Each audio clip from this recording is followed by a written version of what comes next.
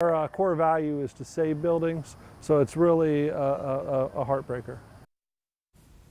So one building in the nation's oldest city is now set to come down. This building on Aviles Street in St. Augustine was built back in the early 1900s. So over there you can see the cracks on the facade have caused city leaders to issue permits to tear it down.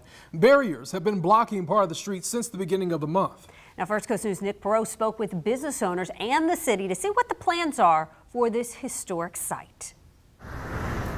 It's disheartening when a building reaches this point of demolition. City Manager John Regan says St. Augustine's core values is to save buildings, not to tear them down.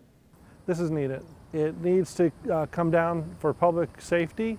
3 different structural engineers and architects, though, have decided this building along Aviles Street must come down.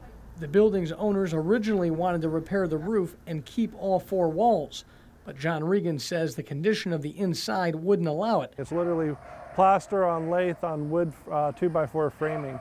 Too much rotting from the inside to keep it. The city of St. Augustine approved permits to start construction on the 23rd, and crews will have 10 days to complete demo. The merchants are glad to know that there's a very definitive plan to restore the traffic back to the street. The city is in talks with the building owners about new construction which will keep the same design, but do not have a time frame on when that piece will fill this space.